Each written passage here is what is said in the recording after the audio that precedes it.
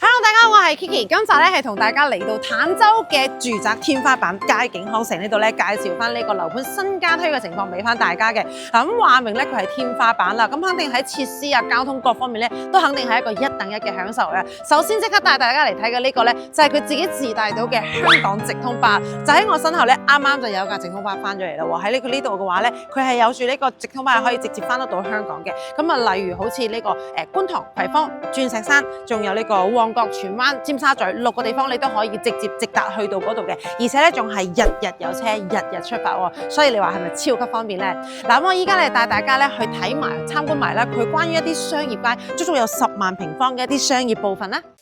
重磅福利來襲，揾我哋成功買樓即送價值68,888嘅28件套全屋家私大禮包，再附贈驗收樓服務。立即報名睇樓團，實地考察你嘅心水樓盤。當日往返2日1夜 ，VIP 私人定製專屬行程，3條路線任你揀，全港專車包接送。立即撥打屏幕上方嘅電話聯繫我哋啦！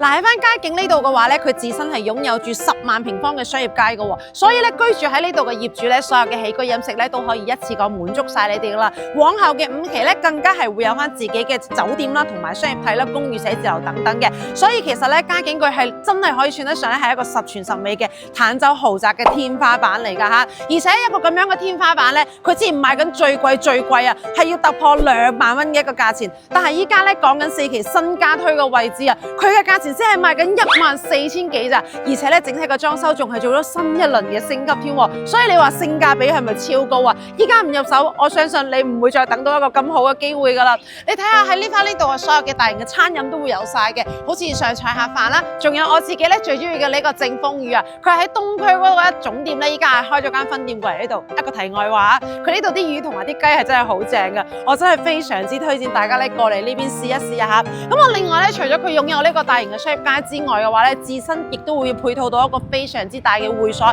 依家咧已經係成熟完善當中噶啦。所有嘅恆溫泳池、健身房、瑜伽室、舞蹈室、休閒嘅呢個休息區啦，基本上喺入邊全部都係有噶啦。咁所以咧，非常之建議大家咧買樓嘅話，一定要過嚟佳景康城睇過先啦。好啦，咁啊至於佢新加推嘅樓盤係賣緊啲乜嘢戶型咧？唔使急，依家即刻帶你上去睇。嗱，由於加推嘅16棟咧，咁佢係冇做到呢個示範單位出嚟嘅，不過咧就可以喺原先呢個示範單位上面咧，係可以大概咧俾大家見到一個戶型喺度噶嚇。嗱，咁啊其實咧呢個咧佢係一個89平方嘅戶型嚟嘅，咁喺翻16棟嘅話咧，佢就係105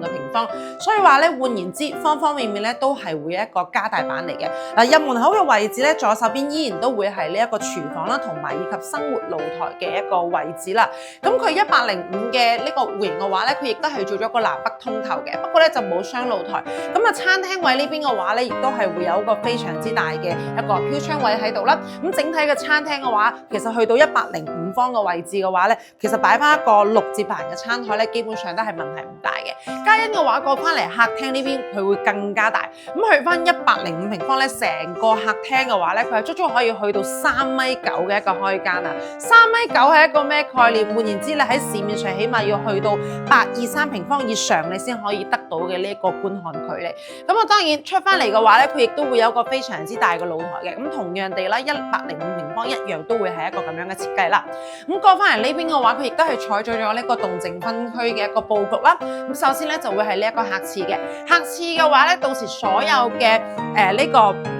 硬裝咧都係會幫你全部做好晒嘅。咁當然啦，喺翻16棟嗰邊嘅話咧，佢整體嘅一個裝修咧，佢係會做咗呢個升級嘅配置嘅。咁包括好多啲瓷磚啦、牆身啦，仲有廚房嘅呢個涼霸啦，好似洗手間嘅暖風機啦，係啦，咁啊仲有一啲電動窗簾嘅軌道排屎方面啦，咁啊各方面亦都係做咗一個非常之好嘅呢個升級嘅。咁所以如果大家咧可以選擇翻喺16棟嘅話咧，你會得到一個更加好嘅居住感。係啦，主人房呢邊已經係做咗一個套房嘅設計嘅。咁啊呢個嘅話咧，你哋依家睇到嘅，我再重申一次嚇，你哋依家睇到咧係89平方嘅啫。當然喺翻16棟新加推咧，佢係買翻105個平方嘅，亦即係話咧戶型就算同呢度一模一樣都好，係係每個房間、每個廁所乃至餐廳、客廳、廚房，所有嘅空間咧，全部都係會一個 plus 版嚟嘅，全部係加大嘅。OK，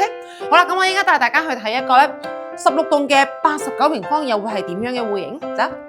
咁呢個嘅話咧，現在嘅呢一個戶型咧，佢係一個105個平方左右樹廳嘅。如果喺翻16棟嘅新戶型嗰邊嘅話咧，咁呢隻就會係一個縮細版啦，係變咗一個樹廳式戶型嘅80個平方。咁同樣第一個戶型佈局嘅話咧，入門口位置依然都會係呢個廚房 and 生活露台咁樣嘅。咁然後過翻嚟呢邊嘅話咧，佢嘅餐客廳嘅話，自不然啦就會比我哋依家眼前見到嘅空間會縮翻細啲嘅。畢竟佢係89平方嘅。咁啊過翻嚟呢邊嘅話咧，佢嘅客廳係可以做得到3.7米嘅呢個開間嘅。咁當然比起市面上非常之多嘅細戶型咧，咁佢一個咁樣嘅開間同埋一個實用性咧，已經係細戶型當中嘅佼佼者嚟㗎啦。咁所以其實都係非常之唔錯㗎。咁出翻嚟亦都會有一個非常之大嘅露台啦。咁到時89嗰邊嘅話，依然都係會一樣咁樣嘅設計嘅。嗱，我哋轉翻過去嗰邊嘅話，就會有3間房嘅佈局，大家亦都可以睇睇個空間咧適唔適合自己啦。而其實喺翻街景呢邊嘅話，我覺得佢係做得非常之人性化㗎，